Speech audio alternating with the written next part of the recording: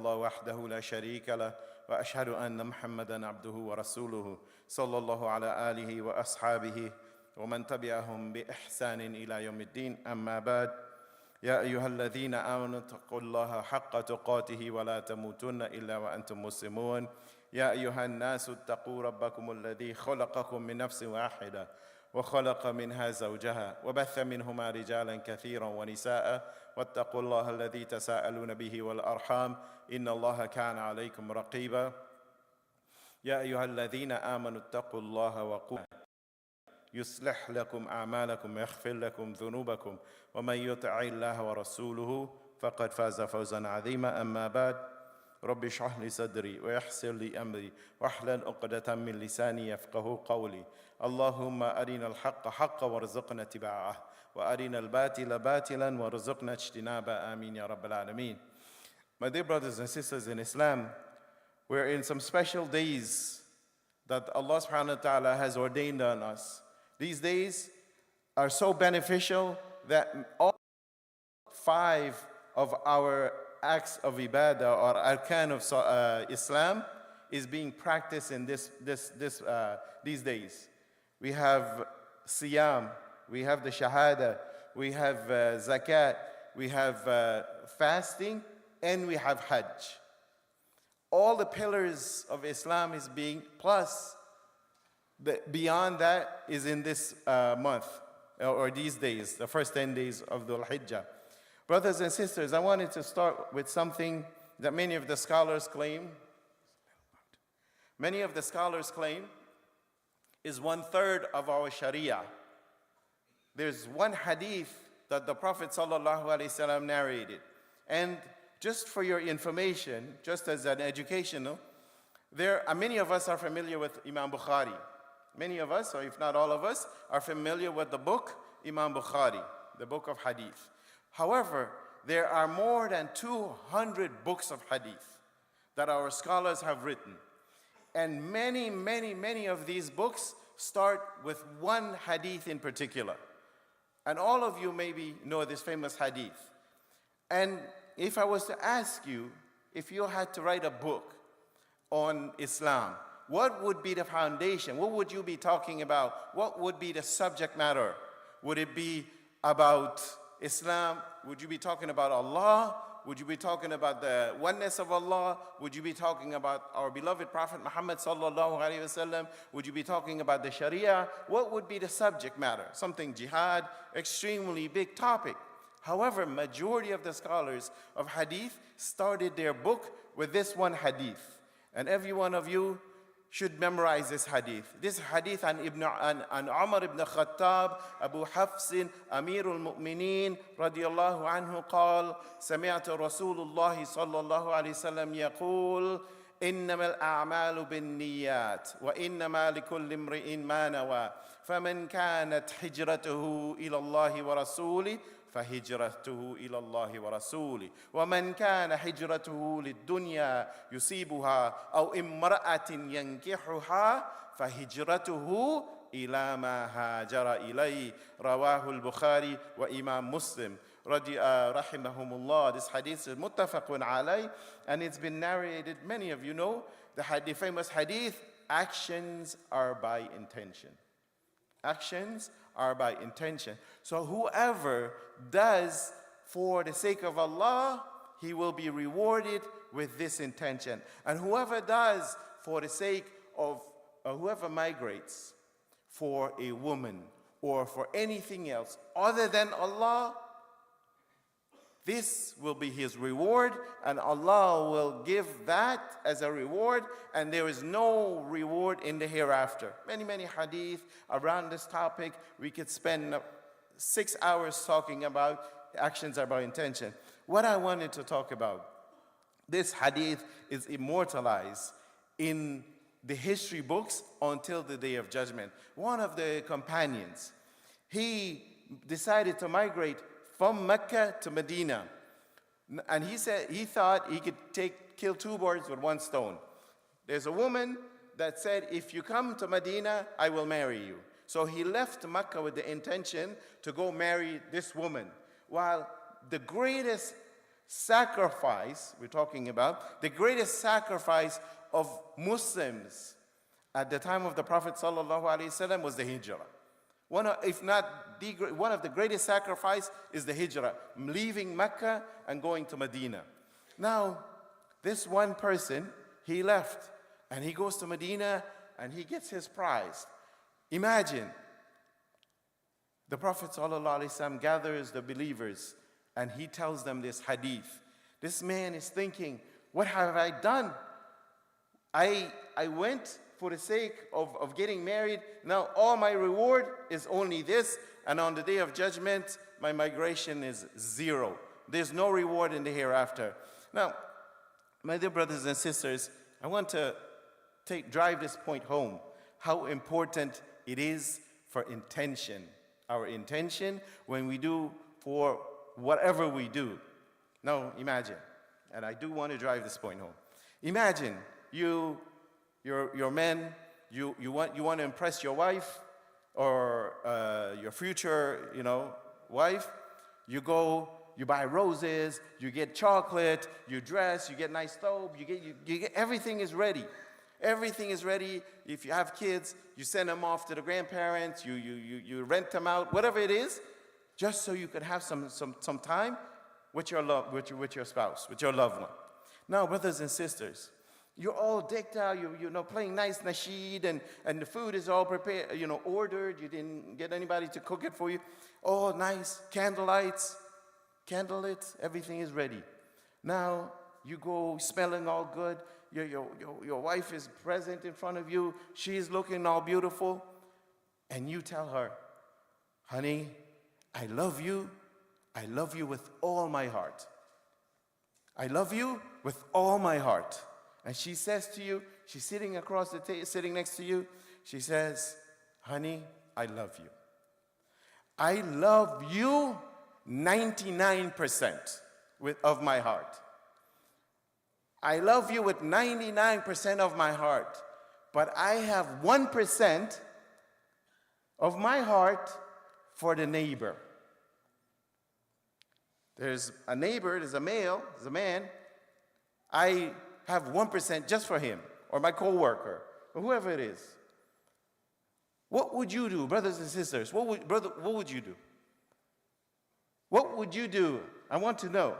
What would you do as a husband? I know exactly what you will do. You will have 2 janazas. Double janazas right afterwards. That's exactly what you would do. This is a similitude. This is an example that when someone, they do something, but it's not all for Allah subhanahu wa ta'ala. You have some other intention. Why do you do what you do? Why do you fast? Why do you come to the masjid? Why do you pray? Some of us, we go to Hajj, and some of us, they say, "A'udhu billahi min kalimat ana." I seek refuge in Allah from this nafs, ana. But yet, right after that, you know what we say? Oh, I've been to Hajj 5 times. I've done Umrah 7 times. All of that deed goes to waste. Who did you do it for? Why are you telling people you've done Hajj 5 times? Who cares? Are you doing it for them? Are you doing it for Allah subhanahu wa ta'ala? You know the famous hadith of the 3 people that will be judged on the day of judgment. The 3 people that will be held accountable on the day of judgment. The martyr, the one who died a shaheed. Allah will say, what did you do? He says, oh Allah, I sacrificed my life for you. He says, no, you didn't sacrifice your life for me. You were brave. You wanted the people to think you were brave. And then you fought because the people will call you, what a brave man. And that is your reward. Go to hell. This is Allah subhanahu wa ta'ala on the day of judgment will be saying, go to hell. And the one that donates for the sake of Allah, the one that recites the Quran for the sake of Allah, Allah will call him and says, what did you do? They say, no, you didn't do it. Your intention wasn't sincere. It wasn't for the sake of Allah. It was so that people will say, what a beautiful recitation. It would be for the people will say, what a generous man. And then that will be your reward. My dear brothers and sisters, you know, Ali ibn Abi Talib, one of the great companions of the Prophet sallallahu alaihi wasallam, at the time of the Prophet at the time of Ali, there was a battle that was going on, and the Muslims were being defeated. The Muslims were getting their tail kicked, and the Muslims, they didn't know what to do. They said, we don't know, we need some help. And Ali radiallahu anh came to the rescue. And when the Muslims saw Ali radiallahu anh, they were jumping for joy. They were shouting the takbirat. Now, brothers and sisters, Ali starts to do what he does. He starts to help the Muslim, to defeat the non-Muslim. And there was just one particular person that was giving the Muslims a very hard time. So Ali went after him. And then Ali subdued him, has the sword over him. And then the man down on the bottom, as Ali was about to bring down the sword, he spat in the face of Ali radiallahu anh. When this happened, Ali radiallahu anh just dropped his sword and he walked away. And the Muslim was like, what happened? Why did you do this? You had him. Ali said, radiallahu anhu, said that when I brought my sword up, it was for the sake of Allah subhanahu wa ta'ala. But when he spat in my face,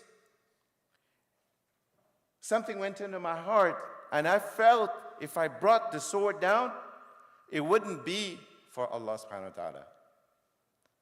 And I walked away from it. This is the sincerity of the believers. This is when Allah subhanahu wa ta'ala says, whoever does for the sake of Allah subhanahu wa ta'ala, Allah will reward them. Allah will reward them for that deed. My dear brothers and sisters, one of the things that the shaitan will say to you is that, you know, when you do what you do, we change it. You know, one of the things that we should do is change our intention.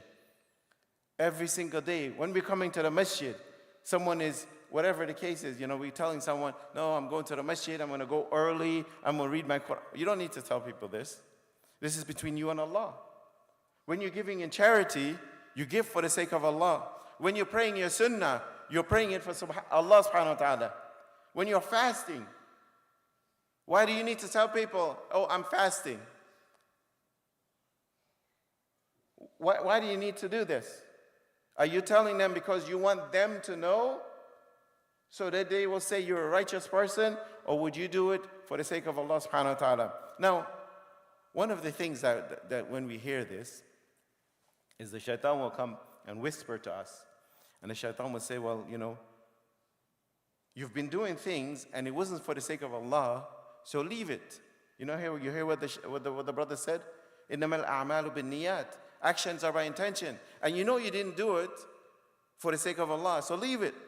My dear brothers and sisters, if you're doing something and your intention is mixed, and you should, if your intention is mixed and it's not sincerely for the sake of Allah, only for the sake of Allah, what you do is you continue to do the action, but purify your intention.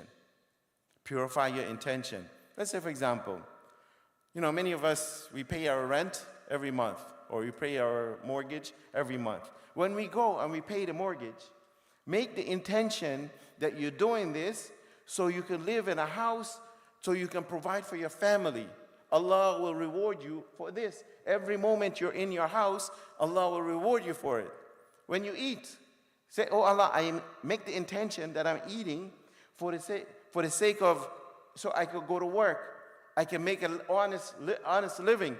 I can eat so I can make my next salah. I can survive so I can make my next salah. So when every morsel of food that you eat becomes a source of blessing. Every morsel of food becomes a source of blessing. When you're putting gas in your car, say, oh Allah, I'm putting gas so I can go to work. I can take my kids to school. I can take my kids or I can go to the masjid. And it becomes a source. When you're ready to go to sleep, you make wudu, you make wudu, you do your adhkar, and you go to sleep. When you go to sleep, every single second that you're sleeping, you get reward for it. You get reward the entire night for the sake of Allah subhanahu wa ta'ala. أقول قولي هذا أستغفر الله لكم فاستغفروا إنه هو الغفور الرحيم.